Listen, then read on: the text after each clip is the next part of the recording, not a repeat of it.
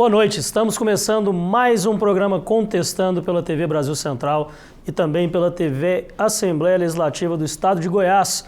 Esse programa que é feito em parceria entre essas duas emissoras e que toda sexta-feira à noite traz para você uma entrevista muito interessante, uma discussão, um debate sobre os assuntos da semana, o que principal está acontecendo no nosso país, no nosso estado, na nossa cidade. E hoje não é diferente, até porque hoje a gente vai fazer um programa um pouco diferente daqueles que a gente faz geralmente mais voltado para os assuntos jurídicos. Esse também para um assunto jurídico, mas também um assunto do cotidiano da nossa sociedade, que é a nossa segurança pública. E um dos assuntos mais importantes, pelo menos no que eu vejo conversando com as pessoas na rua. E nós temos aqui o prazer de receber o delegado, Dr. Rilmo Braga. Seja bem-vindo ao Contestando. Obrigado por ter aceitado o nosso convite. Boa noite, doutor. Boa noite, Daniel. Prazer estar com vocês. Em nome da Polícia Civil, agradecer esse espaço e essa oportunidade para a gente apresentar um pouco mais do nosso trabalho e, principalmente, abrir um canal de comunicação com a nossa população, que é tão importante para a evolução e a legitimidade social da instituição Polícia Civil. Muito obrigado. Nós que agradecemos e realmente é muito importante as forças de segurança pública do Estado de Goiás estarem comparecendo e se posicionando perante a população. Acredito que esse diálogo, né, esse canal de diálogo, ele faz com que a nossa vida cotidiana realmente melhore e nos últimos anos a gente tem sentido isso, pelo menos na nossa sociedade aqui local, a gente tem sentido essa mudança. Depois de um breve ato, está de volta o Dr. Caio César Mota. Seja bem-vindo ao Contestando. Obrigado, Daniel. Uma grande satisfação novamente revê-lo. Boa noite, doutor Rilmo Braga. Satisfação conhecê-lo. Até então, acompanho o trabalho do doutor Rilmo Braga através das redes sociais, através da mídia. Então, uma grande alegria tê-lo conosco essa noite. Boa noite, doutor Geraldo Fonseca, um amigo. E posso dizer a vocês que a minha ausência me causou um vazio, viu? Porque faz falta esse contato diário, semanal com os amigos. A nós também. Doutor Geraldo, seja bem-vindo ao Contestando. Estava melhor na sexta-feira passada, em companhia da Michele Moura, que participou aqui com a gente, mas hoje está o Dr. Caio aqui. Pois é, mas é um grande amigo. Não, o programa não é o mesmo sem ele, né? É verdade. A gente brinca e tal, vem outra pessoa substituir, mas o programa não é o mesmo. Melhora muito, né? E eu sou prova viva aí da correria do Dr. Caio nas suas funções profissionais extra-programa aqui. Está muito corrido, mas eu tenho certeza que são belos projetos e que vai dar tudo certo. Vamos começar então aqui com o Dr. Rilmo, graduado em Direito pela Universidade FUMEC em Belo Horizonte, possui pós-graduação em Metodologia do Ensino Superior pela Universidade Federal de Rondônia, a UNIR, pós-graduado em Gerenciamento e Segurança Pública pela Universidade Estadual de Goiás, pós-graduado em Ciências Criminais pela Universidade Anhanguera, pós-graduação em Altos Estudos de Segurança Pública. É delegado de polícia há 19 anos. Foi delegado do PCRO de 2005 a 2009, do PCMG em 2009 e delegado da Polícia Civil de Goiás desde 2009. Atualmente titular da Central de Flagrantes da Polícia Civil do Estado de Goiás.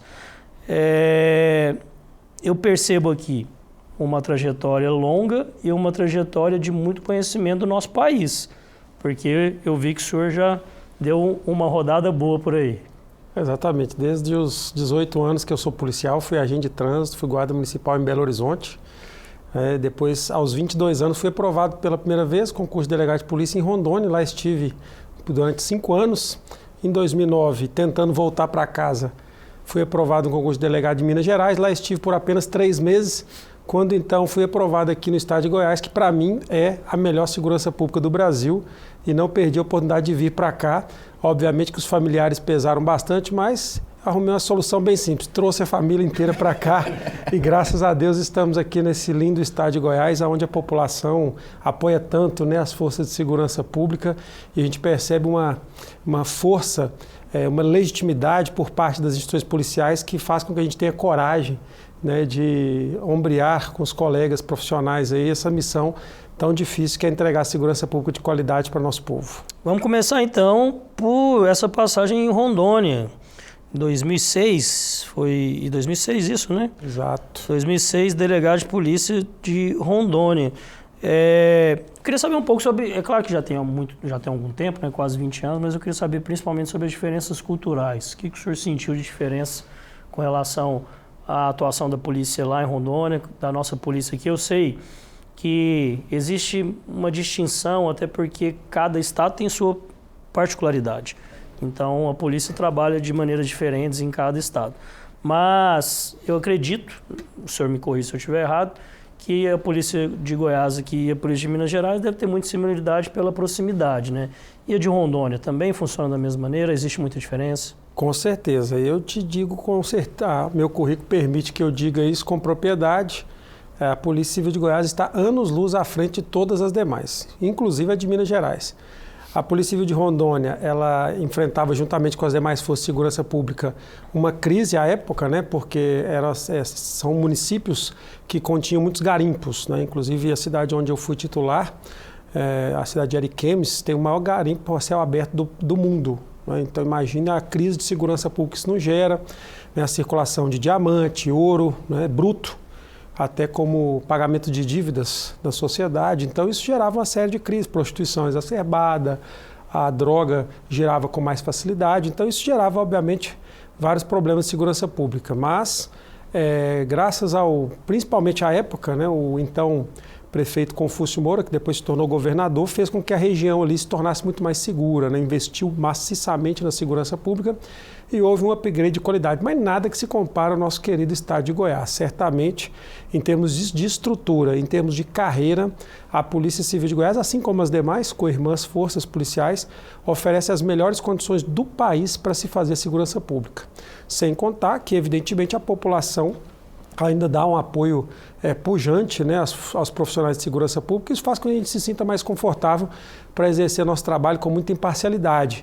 E aqui a gente ainda percebe na figura dos poderes constituídos um apoio de muita relevância no que diz respeito à imparcialidade para as nossas investigações.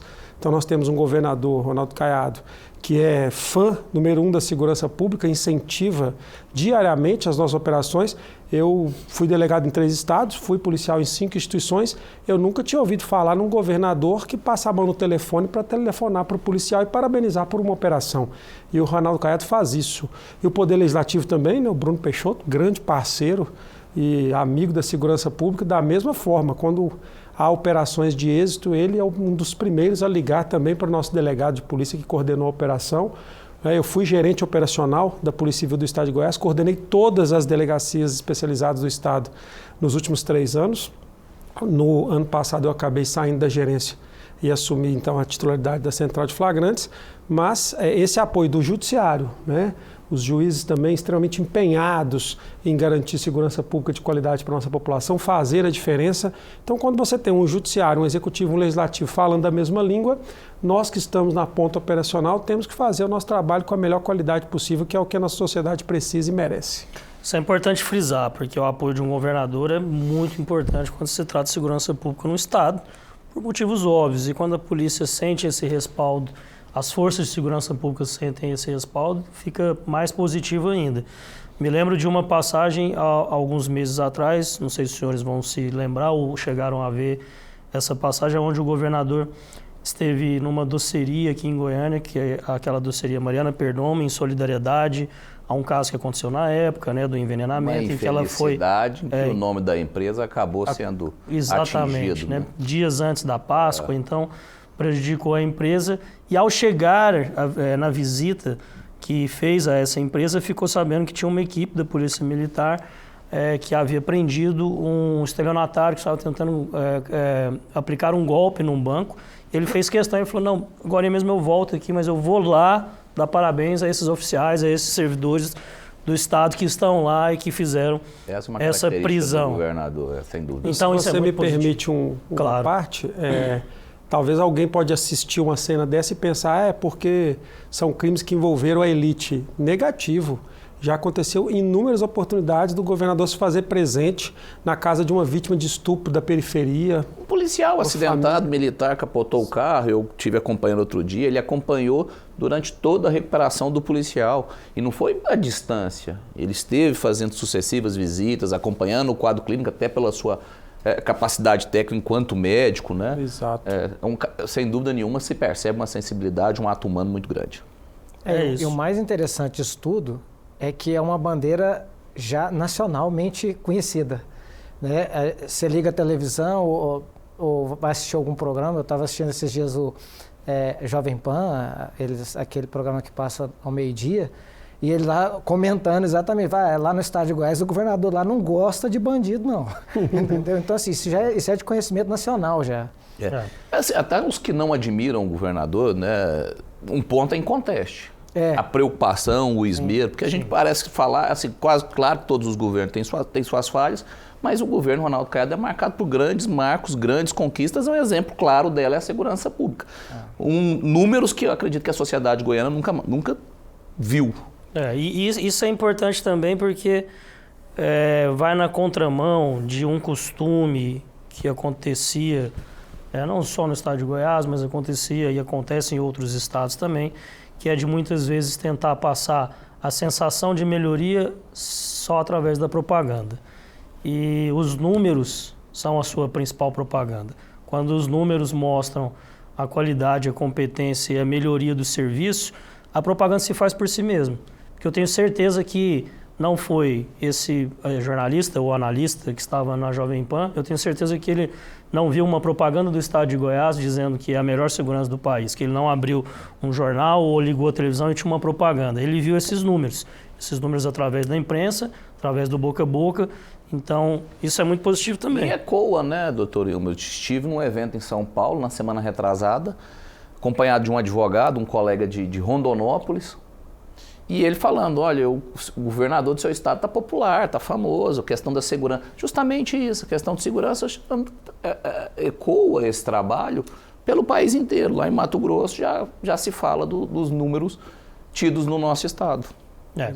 Agora, o apoio, ele é importante, mas mais importante ainda, tendo esse respaldo, é ter uma polícia qualificada, capacitada, em número suficiente para servir o cidadão. E eu tenho que começar essa entrevista por isso, para saber como é que é a sua visão sobre a polícia hoje no estado de Goiás, sobre a qualificação, sobre a competência dos profissionais que estão trabalhando, né, sobre a quantidade de profissionais, se ainda carece de mais profissionais. Eu sei que esse trabalho não é feito da noite para o dia, apesar do governador Ronaldo Caiado estar aí chegando na metade do seu segundo mandato. Isso é um trabalho a longo prazo, porque um déficit que vinha era muito grande, mas eu queria saber como que está hoje a Polícia Civil do estado de Goiás. Bom, Daniel, se formos fazer uma análise egoísta, digamos assim, por parte da Polícia Civil, nós percebemos que o número de concursos e até vagas disponibilizadas recentemente nos últimos certames para policiais civis fica um pouco aquém se comparado com as demais instituições. Mas nós devemos levar em consideração dois fatores. O primeiro, a Polícia Civil naturalmente é uma polícia que trabalha mais com inteligência, ou seja, a evolução de softwares, aquisição de equipamentos, acaba por, em inúmeras investigações, facilitar demasiadamente o trabalho da investigação. Então a gente, obviamente, estamos satisfeitos, né, com o aprimoramento das nossas equipes. A nossa Escola Superior da Polícia Civil hoje é uma referência internacional. Nós já lecionamos cursos, eu sou professor da Escola Superior da Polícia Civil, nós lecionamos cursos para policiais alemães, escoceses, o pessoal do Mato Grosso esteve conosco fazendo um curso de policiamento rural. A nossa Delegacia de Crimes Rurais hoje é referência nacional no combate à criminalidade rural. Então, a nossa Escola Superior hoje é uma enorme referência. Se um dia vocês quiserem conhecer, inclusive, estejam convidados. Nós temos um trabalho de visitação técnica lá que é muito interessante. E, para além disso, o que eu acredito é que o governador e a sua equipe, obviamente de gestão, teve uma visão muito sensível da criminalidade em termos macro. Aonde eu quero chegar? A Polícia Militar e a Polícia Civil do Estado de Goiás, desde que aqui cheguei em 2009, eu tenho percebido que são destaques corriqueiramente, não é? A Polícia Militar brilhante, a Rotan sempre muito elogiada, policiais muito bem preparados, o COD, o BOP, são batalhões que estão muito bem preparados, que hoje são instrutores de tiro, de técnicas de defesa pessoal, de gerenciamento de crise no Brasil inteiro. Mas talvez o que o governador Ronaldo Caiado fez de diferente, ao meu ver, foi tirar a visão monocular da Polícia Militar e da Polícia Civil e enxergar, entre aspas, aquela que era o patinho feio, que é a Polícia Penal. E o grande problema, ao meu ver, da maioria dos estados, por exemplo, onde eu fui delegado de polícia, Minas Gerais e Rondônia, a Polícia Militar faz um trabalho brilhante, efetua as prisões, a Polícia Civil uma investigação também primorosa, mas o criminoso ia para o cárcere e lá continuava a cometer delitos. De dentro do presídio, ele gerenciava organizações criminosas, determinava... Eu fui delegado titular da Delegacia de Homicídio de Goiânia, do Estado de Goiás, de 2018 até 2021. E lá, a maioria dos crimes de homicídio que nós investigávamos eram determinados de dentro do presídio naquele período. E a partir do momento em que o governador traz o seu enfoque para a Polícia Penal e, de forma muito efetiva, começa a investir nessa força policial que é a Polícia Penal, principalmente para tirar aquele paradigma cultural totalmente equivocado do passado, de que policial penal é truculento, é violento, é ignorante, e passa a investir nessa Polícia Penal. Hoje nós temos uma Polícia Penal que é comandada pelo meu grande amigo, né, o Josimar. É um policial penal, uma grande diferença. Na esmagadora maioria dos estados brasileiros, o chefe da Polícia Penal ainda é um policial militar. Não que o policial militar não mereça exercer qualquer cargo de confiança que seja, mas é muito mais legítimo você ter um policial penal exercendo o cargo número 1 da instituição. Isso traz confiança, isso traz legitimidade e agrega um sentimento, aquilo que na filosofia nós chamamos de egrégora, né? A egrégora de pertencimento. Os policiais penais começam a se sentir estimulados. E agora o novo plano de carreira, os salários deles já subiu um pouco, há um novo planejamento de aumento de salário para eles. O policial, obviamente, ele começa a se sentir valorizado. As viaturas, se você faça um recorte há 10 anos atrás, né? Nós brincávamos aqui que nós estamos aí na faixa dos 40, 50 anos de idade. Lembra 10, 20 anos atrás? A Polícia Militar tinha viaturas lindas, maravilhosas, a Polícia Civil e a Polícia Penal andava de fusquinha, não é? Ou seja, sempre foi o patinho feio da segurança pública e esse sempre foi o grande problema, porque de nada adianta você prender criminosos, indiciar criminosos, condenar criminosos, se eles continuam cometendo crime. Ora, a cidade de Goiânia, o estado de Goiás já foi uma matéria jornalística no Fantástico e dentro da CPP tinha prostíbulo, boate, jogo de azar, mesa de sinuca, jogo do cassino. Tudo isso dentro do nosso presídio. A partir do momento em que o Ronaldo Caiado investe maciçamente na Polícia Penal, hoje o Estado de Goiás é o primeiro do Brasil a tirar energia elétrica de dentro da cela. Se não tem energia elétrica, não tem celular. Se não tem celular, não tem crime encomendado mais. Isso restringe o alcance da organização criminosa. Então hoje eu tenho absoluta convicção, veja que eu sou um delegado de polícia, né? Eu podia puxar para o meu lado a saída. Não, negativo, para além disso, eu sou um estudioso e um professor de direito. E eu vejo com clareza que esse sucesso deve-se, claro, à pujança da Polícia Militar e Civil, que já são históricas, mas principalmente a mudança de paradigma na Polícia Penal. Hoje a Polícia Penal do Estado de Goiás é referência nacional, o que não ocorria 10 anos atrás.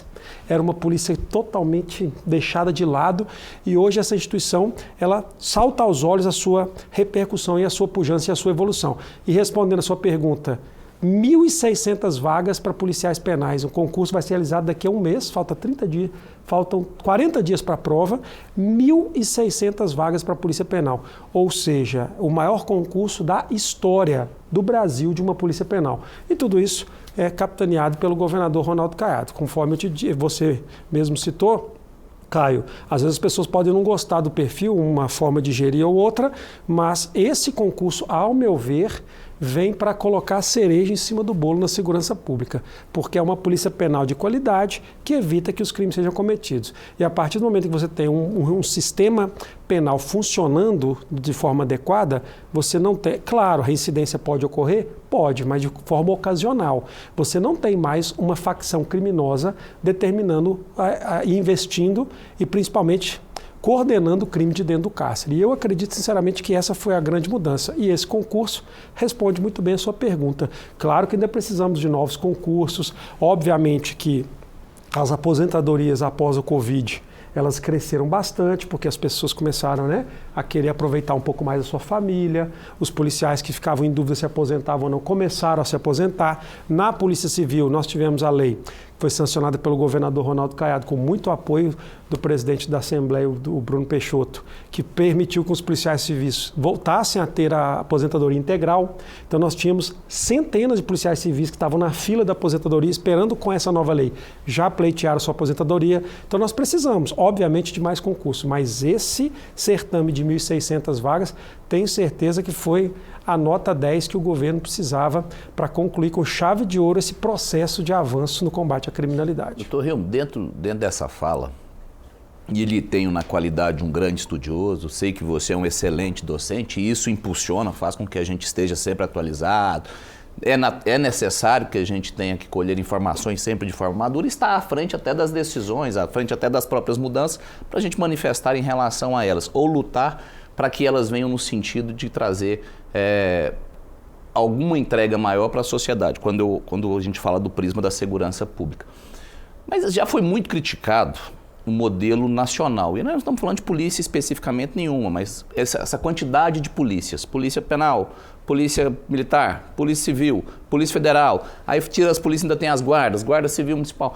Esse modelo é o melhor dos modelos na sua visão enquanto estudioso, ou há algum modelo que já é adotado, experimentado em outros países que se revelam mais eficientes? Bom, basicamente nós temos diversos exemplos, né? Nos Estados Unidos, por exemplo, isso acontece, e também em alguns países europeus, cito a Inglaterra, onde nós temos uma polícia praticamente única, não é? Pelo menos em nível estatal. Porque nos Estados Unidos nós temos as polícias até dos shoppings, né? Polícia do bairro e etc., que são polícias mais particulares. Mas em termos públicos, a polícia é una. E acaba funcionando como um plano de carreira muito interessante. Porque você sana com isso diversas mazelas da segurança pública. E eu vou progressivamente citando-as. Vamos por partes. Então, como funciona nos Estados Unidos? O rapaz, 18 anos, né? Ali jovem, ele presta o seu concurso para se tornar um guarda. Ele vai realizar aquele patrulhamento ostensivo, não é? Por vezes de bicicleta, por vezes a pé, jovem, não é? Saúde total, faz aquele policiamento preventivo. A partir do momento que ele vai avançando na carreira, ele se torna um policial, como se fosse aqui nós temos um policial ostensivo, não é? Passam mais 2, 3, 4, 5 anos da carreira, ele se torna um policial de um grupo tático. Passa mais 2, 5 anos da carreira, ele se torna um investigador de polícia. Mais 2, 5 anos da carreira, um escrivão de polícia. E por fim, o que lá nós temos chamado chefe de polícia, que analogamente seria a figura do delegado aqui, até porque ele já está mais cansadinho, né? No final da carreira, vai exercer uma função mais burocrática e mais maduro. Isso sana diversas mazelas. A primeira, você não ter no cargo de autoridades responsáveis por decisões extremas pessoas tão jovens. Porque eu fui delegado com 23 anos de idade e eu te digo que eu não acho que seja o recomendável. Eu não tinha maturidade alguma para decidir a vida de pessoas como eu decidi inúmeras vezes com 23 anos de idade. Eu acho, sinceramente, que não é a fórmula ideal. E a outra grande mazela, eu tenho certeza que a sua pergunta ela tem um fundo extremamente vinculado a essa mazela, que é, por vezes, essa suposta inimizade ou competição que existe entre as forças policiais.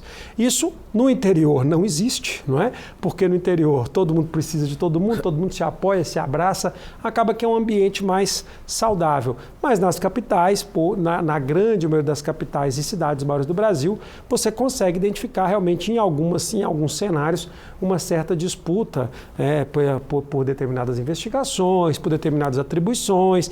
Os sindicatos, né, acabam tomando a frente disso, e aí nós sabemos que cada um busca preservar seus direitos, e aí isso acaba acentuando algumas rusgas institucionais. Na cidade de Goiânia, nós temos tentado minimizar muito isso, né? E nós temos hoje nosso delegado-geral, Dr. Ganga, que é extremamente acessível, né? O próprio comando da Polícia Militar hoje é muito aberto também ao diálogo. Nós temos conseguido, o nosso secretário de Segurança Pública, Coronel Brum, é sempre aberto à Polícia Civil. Então hoje, nós temos atualmente um delegado de polícia como subsecretário de Segurança Pública, Dr. Gustavo Carlos, que é um espetacular gestor de pessoas e de projetos. Então a gente tem na cidade cidade de Goiânia e no estado de Goiás, minimizado esse suposto impacto, e nós temos trabalhando com muito profissionalismo, muito coleguismo, cada um, né, nas suas atribuições, sem rusgas maiores. Mas nós sabemos que historicamente, em outras décadas, já ocorreram problemas graves, né, envolvendo essas instituições. Então eu acredito sinceramente que uma polícia única seria o modelo ideal. O grande problema é como chegar até esse modelo ideal, porque aí os sindicatos acabam entrando em cena, ninguém quer perder suas atribuições, ninguém quer perder seus benefícios profissionais, e aí cada um quer puxar um pouquinho mais para o seu lado. As regras do jogo postas, ninguém quer abrir mão de direito. Né? Exatamente. Eu adquiri tal direito, desse eu não renuncio. Ainda mais quando você fala de militar, né?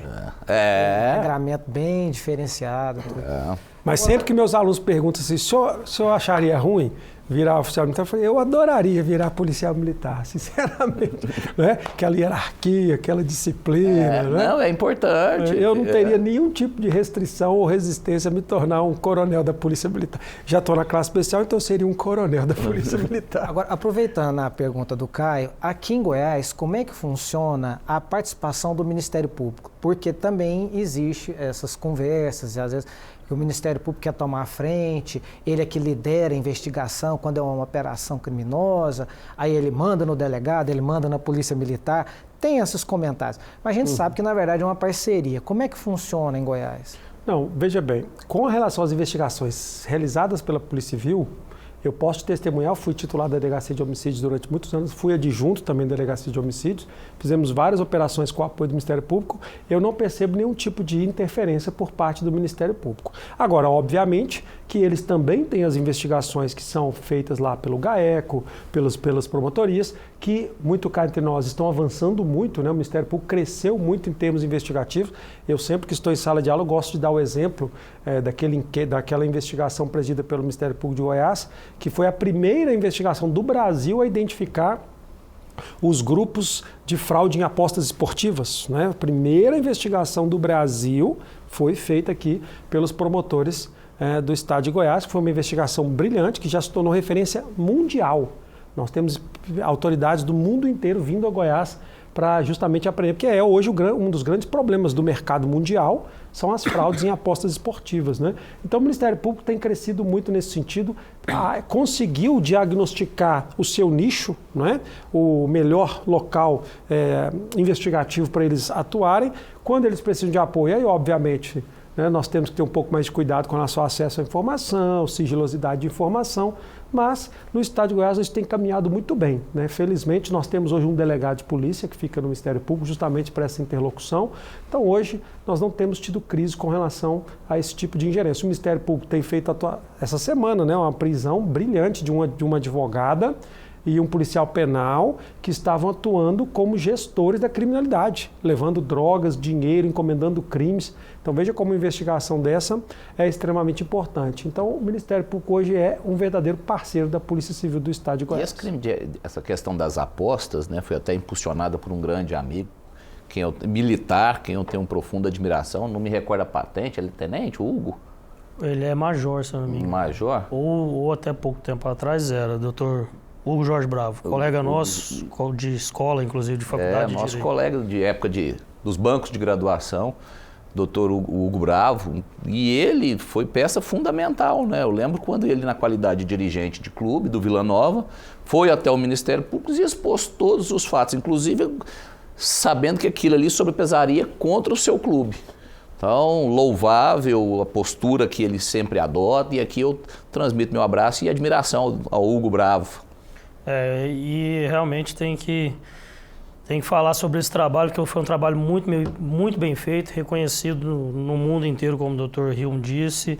Né? Nós tivemos agora, há poucas semanas atrás, o Procurador-Geral de Justiça esteve em Brasília, na CPI, falando sobre a atuação do Ministério Público.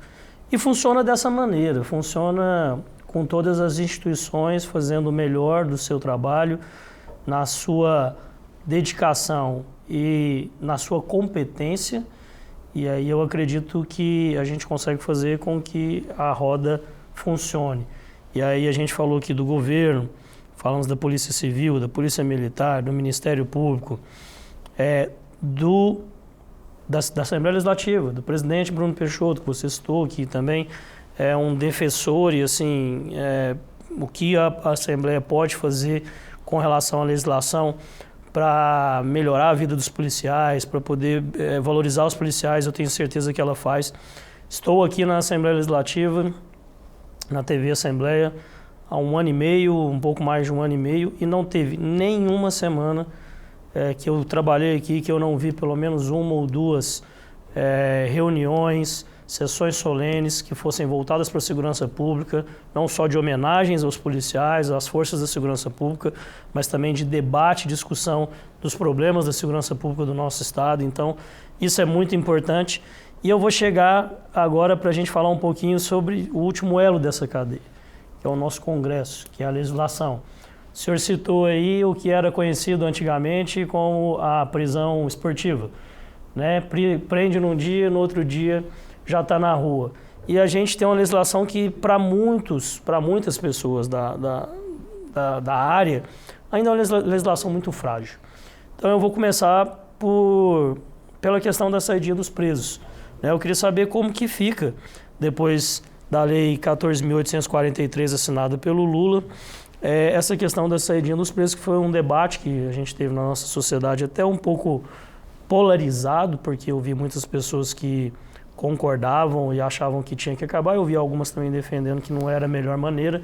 Queria saber, primeiro, a sua visão sobre a saída dos presos, de uma pessoa que está dentro do sistema, que sabe como é que funciona. É outro prisma, né? E o que você imagina que vai acontecer daqui para frente, já com essa evolução, digamos assim, ou alteração da legislação.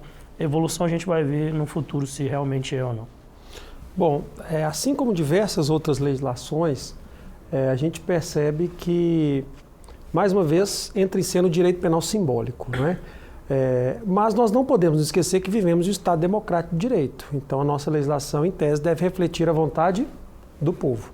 E nós percebemos claramente na comunidade em geral, no meio dos alunos, estudiosos, estudantes de direito, inclusive em universidades, que era uma unanimidade praticamente no Brasil que a saída temporária era prejudicial à segurança pública. Isto é verdade? Não, não é verdade. De acordo com as pesquisas estatísticas que foram feitas pelos institutos cabíveis, comprovou-se que menos de 6% dos presos que gozavam da saída temporária deixavam de retornar e cumprir o seu dever. E nós não podemos nos esquecer que, em tese, a saída temporária é um instrumento importantíssimo de ressocialização.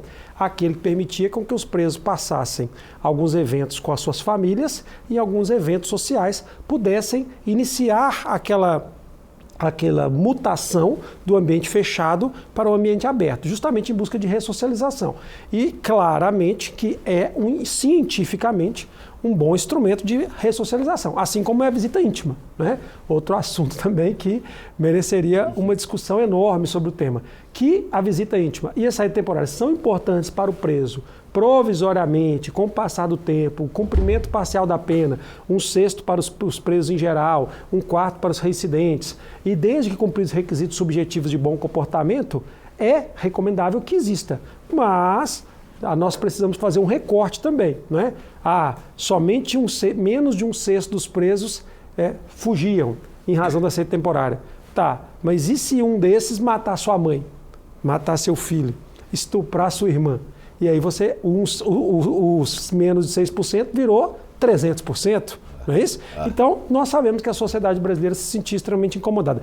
Tecnicamente, como professor estudioso, eu vejo que a saída temporária podia até sofrer algumas restrições, mas ela acaba sendo importante para a ressocialização, assim como é a visita íntima. Não podemos tampar o sol com a peneira. Claro, a visita íntima, como ela vinha acontecendo no estado de Goiás e no Brasil, ela era absurdamente pejorativa, né? Degradante, humilhante. Então você imagina uma mulher dentro de uma cela com 10 presos, pendura ali com durex o lençol na beliche e faz sexo com seu marido com mais 8 homens das proximidades, não é? Aí obviamente que isso era objeto de abusos, estupros, prostituição, às vezes o próprio marido prostituía a esposa para os demais detentos da cela. Então, isso realmente era algo que estava numa situação intolerável. Mas assim como a saída temporária, evidentemente, cientificamente é um bom instituto de ressocialização. Mas, volto ao início da minha resposta, se nós vivemos em um Estado democrático de direito, a nossa lei precisa respeitar à vontade do povo. Então, pode parecer que eu sou contra, tecnicamente, mas se vivemos em uma democracia e a esmagadora maioria do nosso povo entende que a saída temporária já era indevida nesses casos, passo a ser a favor, tendo em vista vivemos em uma democracia. E assim sendo, com essa revogação, deixa de existir, para que o nosso telespectador possa compreender, deixa de existir então a saída temporária para visitação à família e convívio social e subsiste apenas a saída temporária para o ensino supletivo, profissionalizante, segundo grau ou de graduação, os quais, obviamente, desafiam requisitos muito próprios, que é o cumprimento de determinada parcela de pena e o bom comportamento carcerário. E este ainda continua sendo um objetivo importante de ser materializado por parte do sistema penal. Por quê?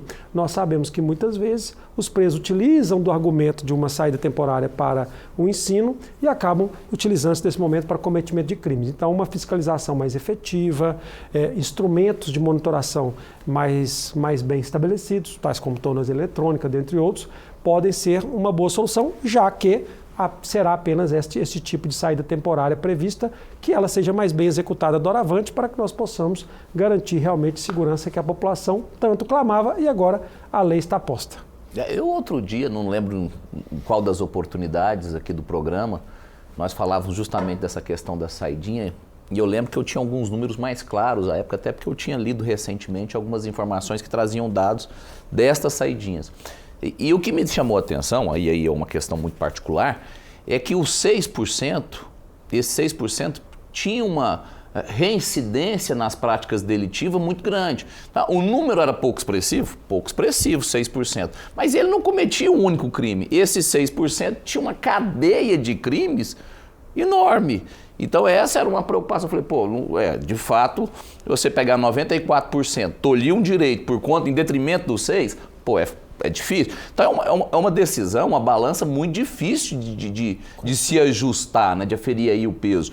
Porque de um lado você de fato tem um percentual enorme de gente que cumpre com a finalidade da ressocialização, das saidinhas, e no entanto um pequeno percentual que descumpre, mas que traz consequências demasiadamente negativas. Nós acompanhamos há alguns meses atrás também aquele fato devido à saidinha do assassinato de um policial. Eu acredito que foi em Minas Gerais. Em Minas Gerais que aconteceu, o policial estava tentando fazer a prisão depois de uma ocorrência, acabou sendo assassinado por um preso que estava no período de saidinha. Doutor Geraldo, vamos falar também do Tribunal de Justiça, né? Nós tivemos aqui o presidente do Tribunal de Justiça que falou sobre a quantidade de processos que estão sendo julgados e o tribunal tem trabalhado muito também para fazer com que essa sensação de justiça não fique só na sensação e também para que a gente possa ter mais celeridade nesses processos. Afinal de contas, não é só a saidinha. Por diversas vezes você vê crimes cometidos por reincidentes, por pessoas que deveriam estar presas e que na verdade estão na rua aguardando decisão judicial. E aí o senhor pode contribuir com a gente nesse fato também. Temos um problema, assim, no estado de Goiás, que foi contornado pela tornozeleira eletrônica, que é o regime semiaberto. A gente tinha o fechado, sempre teve o fechado, né, que é a penitenciária Odenir Guimarães, e tinha o semiaberto, que era a colônia agrícola. A colônia agrícola acabou. E aí, o semiaberto, hoje, então, ele não pode ficar no regime fechado, eu não tenho a colônia agrícola, então ele vai para a rua. Mas você fala assim, não, então todo mundo semiaberto está na rua? Sim, monitorado. E eu te falo que funciona. Uma das coisas mais eficientes que foram criadas na matéria de fiscalização de preso, seja preso cautelarmente, né, concedeu uma liminar no HC e o desembargador determinou que colocasse tornozeleira, prisão domiciliar, até esses que estão cumprindo pena. É muito efetivo, é muito. Você consegue fazer uma fiscalização dele, minuto a minuto, aonde que ele foi, por onde que ele passou, se ele ultrapassou o limite que era permitido. Se ele romper a tornozeleira, o sinal apaga e você já tem como tomar alguma medida. Inclusive, se ele estiver cumprindo pena, se ele faz isso, se é falta grave, é considerado fuga, regride ele ao fechado e ele perde benefícios com isso, né? E ele está ciente disso também. Normalmente está orientado pelo advogado. Então, assim, eu acho que, além do que o tribunal faz, que é julgar um processo rápido, de tentar dar uma eficácia, o que a gente vê é as varas de execuções penais, né, muito eficientes, atuando mesmo com uma fiscalização muito boa, e a tornozeleira eletrônica. O que a gente gostaria, o que eu vejo lá, é que tivesse mais tornozeleira. De vez em quando, é raro, mas acontece. Esse preso vai ser solto sem a tornozeleira por falta do equipamento. Então, assim, quanto mais tornozeleira tiver, melhor, para a gente conseguir fiscalizar esse cumprimento de pena. Fugindo, mas não fugindo de tudo. Claro. Eu tenho visto, aqui em Goiânia, inclusive, empresas, né, uma iniciativa privada, instalando aqueles postes de imagem, né, aquelas câmeras com alta definição, com boa resolução. E acredito que não, claro, estou falando de Goiânia, mas as outras cidades, grandes centros também padecem da mesma dificuldade. Goiás não tem nenhuma parceria público-privada nesse sentido. Tem, doutor Hilmo, do seu conhecimento? Felizmente não. E é algo que poderia ser aprimorado, né? Eu vendo a qualidade desse trabalho, porque é algo assim, de uma eficiência para a segurança pública, o doutor Hilmo depois complementa aqui ou me corrija, mas que traz uma resposta muito rápida. Olha, quem passou, a forma é capaz de fazer a leitura do rosto, identificar a pessoa. Então, assim, tem uma tecnologia muito robusta por detrás disso e que, se não for muito bem utilizada pelo Serviço de Segurança Pública, perde muito sentido, né? Em São Paulo, que já funciona o sistema, pessoas que estavam desaparecidas foram encontradas. Apareceram. Porque assim, você faz com o intuito de segurança pública, não é? Mas aí auxilia até nessa situação.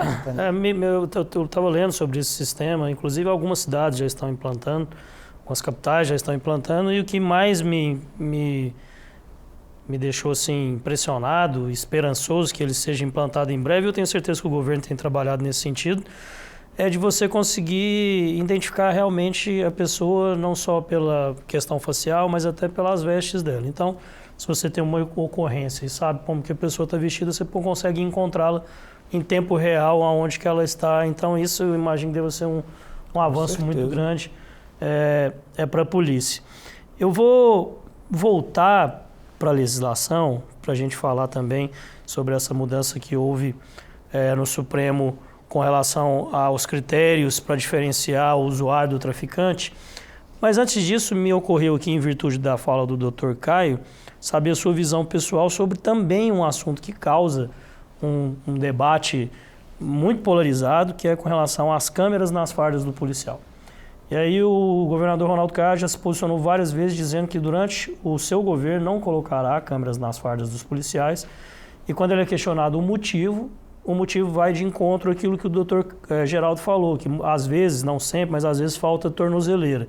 E eu não estou dizendo só tornozeleira, ele diz o seguinte, olha, se eu for investir esse dinheiro, eu vou investir na melhoria do trabalho do policial. Que tenha mais tornozeleira, que tenha mais segurança nos presídios e tal, eu não vou investir nas câmeras, nos uniformes, porque você pode, com essas câmeras, pegar algum desvio de função, mas isso é muito pequeno, perto do que o trabalho do policial exige ainda de aprimoramento. Como eu disse, é um trabalho a longo prazo. O governador Ronaldo Caiado está aí há 6 anos. Eu queria saber a sua visão sobre a câmera nas fardas dos policiais, mas particularmente também falando do nosso estado, da nossa cidade de Goiânia. Bom, é um tema extremamente delicado, né, que envolve não somente aspectos dogmáticos, mas principalmente práticos. E, sendo muito sincero, eu acredito que em um mundo ideal, a instalação dessas câmeras é extremamente recomendável. Nós acompanhamos em diversos países como essas câmeras evitam crimes, apuram crimes, identificam responsabilidades. Então, evidentemente, coíbem excesso. Em um cenário ideal, evidentemente que nós somos favoráveis. Como estudioso que sou, não poderia ser diferente. Mas nós voltamos ao famoso princípio da reserva do possível, que é a condição financeira do Estado. Então, enquanto o Estado precisa de investir em outras áreas, e a Polícia Penal é só um dos exemplos, né?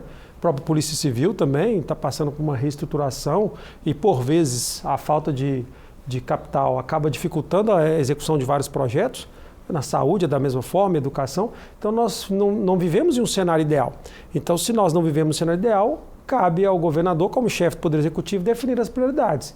E sendo muito sincero, não me parece uma prioridade o gasto gigantesco que seria a instalação dessas câmeras nesse momento nas fardas dos policiais. Em um momento ideal, em um cenário ideal, seria extremamente recomendável, mas como as coisas estão, eu acho completamente inviável, na medida em que nós temos ainda pessoas carecendo de leitos de UTI, policiais precisando de equipamentos de mais qualidade, softwares precisam ser adquiridos, os próprios presídios precisando de reformas. Então, enquanto nós estivermos precisando de outras áreas com mais emergência, eu não vejo como a instalação neste momento é o que a maioria dos constitucionalistas chama de teoria da reserva do possível, não é? Tudo quando for possível e no momento, lamentavelmente, ainda não estamos nesse plano ideal. Quem sabe aí, com essa pujança do estado de Goiás, em breve estejamos nesse estado, não é? Sim. Vamos lá então, vamos falar sobre a atuação da Polícia Civil após essa definição do Supremo Tribunal Federal de um limite de 40 gramas de maconha para critério de diferenciação entre usuário e traficante. Esse foi um assunto que, em algum momento, ele chegou a virar quase que um meme. Você não acreditava no debate que era feito, porque a pessoa soltava notícia e falava assim, não, a pessoa com 40 gramas dá para fazer cento e tantos baseados, cento e poucos baseados e tal. Você imagina uma pessoa andando com cento e poucos baseados na rua, de forma legal, ele é ou não um traficante. Eu imagino que o posicionamento da polícia e o estudo que a polícia vai ter que fazer para conseguir aplicar essa nova legislação deve ser algo muito grande. Bom, confesso que quando eu recebi o convite, né, eu imaginei sinceramente que fosse por causa desse ponto da pauta, né? Porque no estado de Goiás, 90% dos problemas envolvendo isso batem na minha porta, que é na Central de Flagrantes, onde hoje eu sou titular, né? Então é lá que a gente tem que resolver tudo e é como eu sempre brinco, né? A carreira de delegado é tão sedutora porque é o direito penal ao vivo, né? Não tem como você parar e ficar pensando, estudando teses. Então as decisões têm que ser imediatas. E assim que houve a promulgação da decisão, eu como um estudioso e titular da Central Geral de Flagrantes, eu me senti na obrigação de ser o primeiro a orientar, né, os colegas policiais. Fiz lá um informativo nos grupos de WhatsApp, etc., para a gente tentar, então, concatenar as ideias e principalmente dar o viés prático que é necessário para o nosso escrivão e delegado tem uma certa que está de plantão. Né? Senão cada um... Exatamente. E assim foi feito. Então, em resumo, né, a decisão prioristicamente assusta, né? A menos de 40 gramas não é mais traficante, é usuário. Mentira, não é isso que o Supremo Tribunal Federal decidiu. Mais uma vez, faço questão de manifestar o meu descontentamento, porque para mim foi uma decisão simbólica que manifesta mais uma vez o ativismo judicial exacerbado por parte do Supremo Tribunal Federal no Brasil. Não era assunto para o Supremo meter a mão. De maneira alguma, não faz o menor sentido se nós analisarmos ontologicamente as funções do Supremo Tribunal Federal e constitucionalmente as suas atribuições e competências expressamente previstas. Sobre um assunto muito caro para a sociedade como um todo, ainda quantifica. Exatamente. Não basta... Sem qualquer critério, né? Eu lembro que alguns ministros queriam 20 gramas, outros 60 gramas. Já nem falou 25, não sei quem falou 60. Como se fosse uma discussão de boteco, né? Então vão no meio termo aqui e a decisão fica em 40. Mas vamos para o que interessa, né? Em termos práticos. Praticamente nada mudou em termos de prática policial. Por quê? O Supremo, em momento algum, disse que a apreensão de menos de 40 gramas significa que ele é somente usuário. Não é isso, mas apenas cria uma presunção.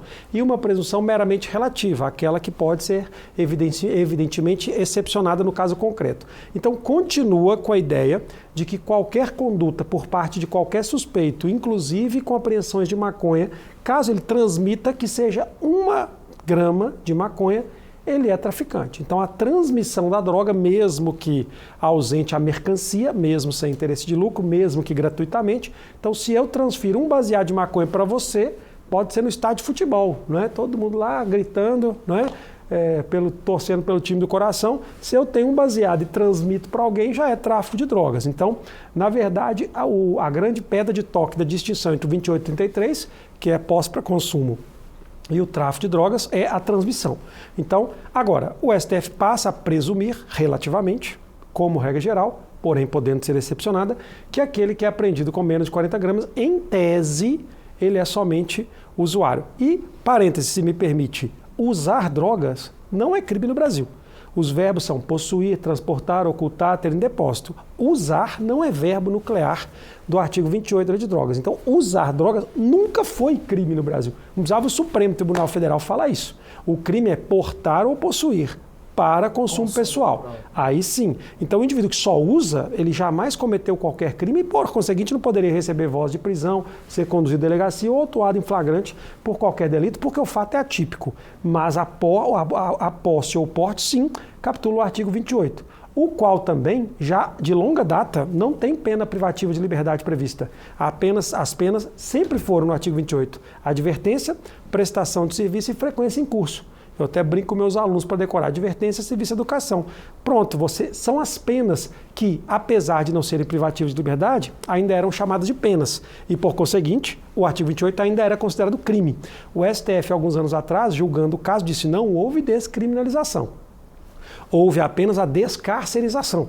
Ou seja, é um crime sem cárcere, o que não faz o menor sentido também. Mas foi a decisão do STF. E agora, ele, aparentemente, quer corrigir um erro de quase uma década atrás, quando disse que era crime. E agora ele diz que não é mais. Então, o artigo 28, para maconha e menos de 40 gramas, em tese, não configura mais o crime do artigo 28, mas é uma presunção meramente relativa. Basta um despacho do delegado de polícia, alegando qualquer indício de que a droga foi transmitida a quem quer que fosse, que a apreensão de 10 gramas, 20 gramas, 30 gramas vai continuar sendo considerada crime de tráfico de drogas, culminando com a lavratura do auto de prisão flagrante pelo artigo 33 da Lei de Drogas, crime, inclusive, inafiançável, incentivo de anistia, graça a indulto, conforme determinação da Constituição Federal. Então, na prática, mudou pouco ou quase nada. Por quê? Porque as apreensões de 5, 10, 20 gramas, muito cá entre nós, elas não eram comuns na atuação policial, porque o próprio policial se sente, por vezes, dissuadido,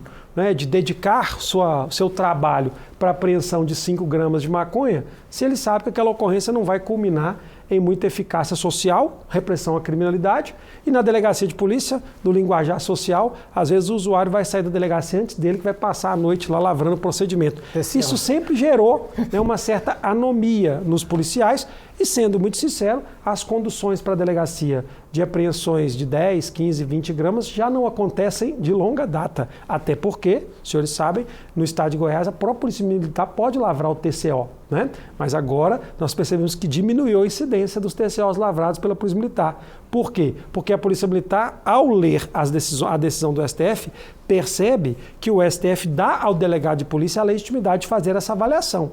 A presunção relativa de que é só artigo 28, de menos de 40 gramas, é uma presunção definitiva ou há alguma exceção? E o delegado fará um despacho fundamentado, através de inquirição de testemunhas, análise de vídeos e imagens apreendidas, ou seja, continua o critério discricionário da autoridade policial deliberar se houve ou não a traficância. E se houver a traficância, continua sendo a lavratura do artigo 33.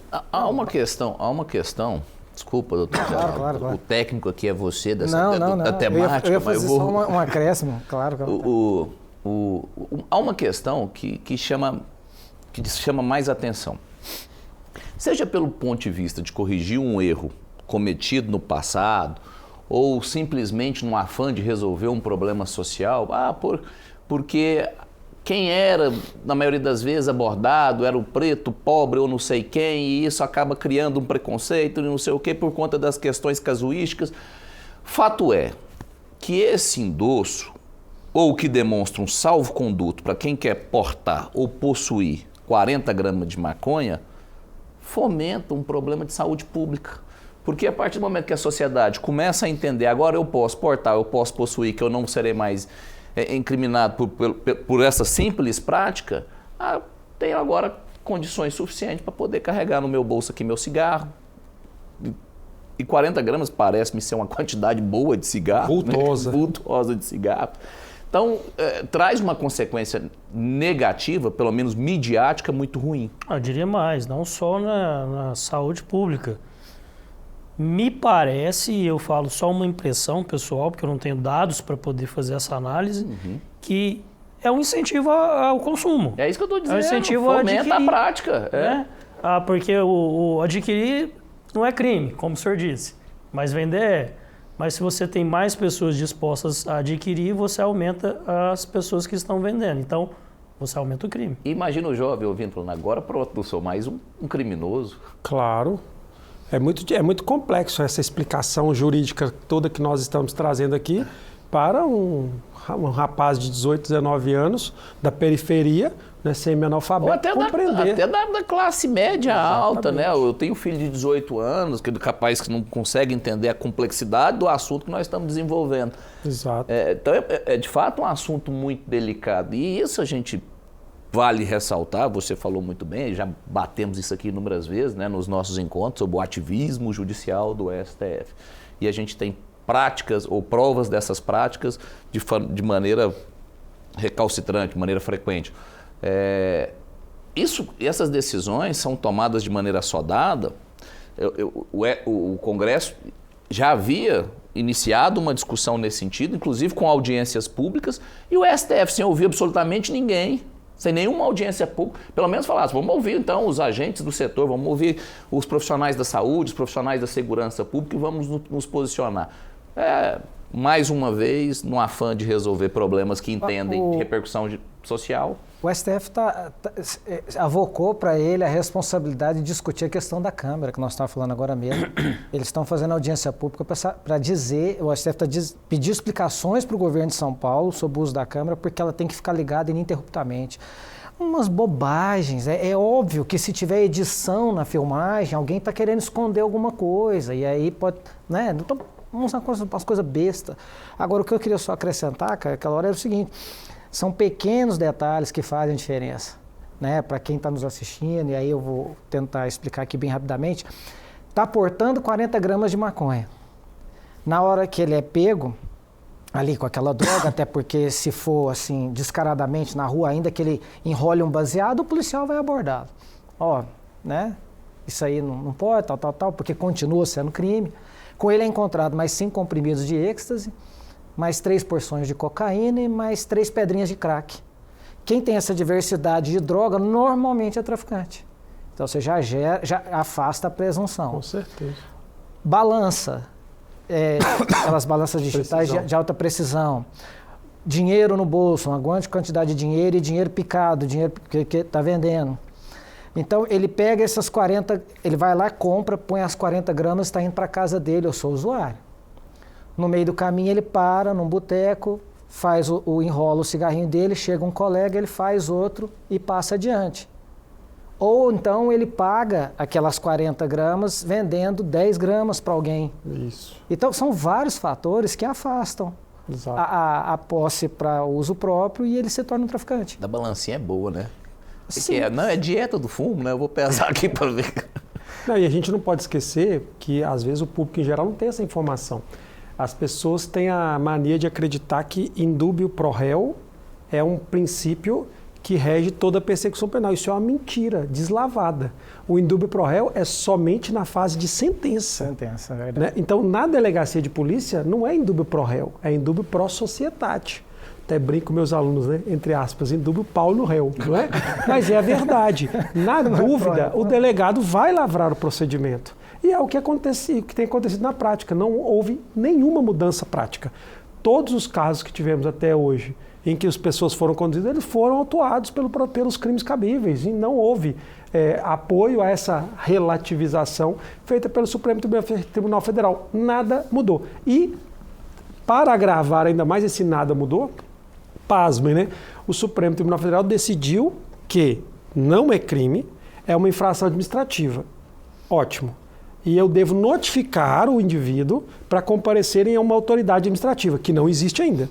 E aí o próprio Supremo Tribunal Federal decidiu, então, que enquanto não houver essa autoridade administrativa, é o delegado. Eu vou notificá-lo para ele comparecer no juizado especial criminal. Ou seja, nada mudou. Continua sendo e é TCO. O famoso TCO. Aí meu delegado esse dia me perguntou, doutor, mas não pode fazer TCO. Falei, meu querido, se você chamar morango de melancia, ele vai virar melancia? Não vai, não interessa o nome que você está dando. Verdade. Se o STF mandou você notificar ele para comparecer ao juizado especial, é o TCO. TCO. Ah, mas ele não pode chamar TCO. Tá, então os sistemas policiais vão ter que criar um outro nome, né, mais delicado. A finalidade é a mesma, a propriedade é a mesma. Se serve como compromisso de comparecimento na audiência no juizado especial criminal, é o, aspas, malfadado TCO, que vai ter que ser lavrado da mesma forma. Então, na prática, absolutamente nada mudou.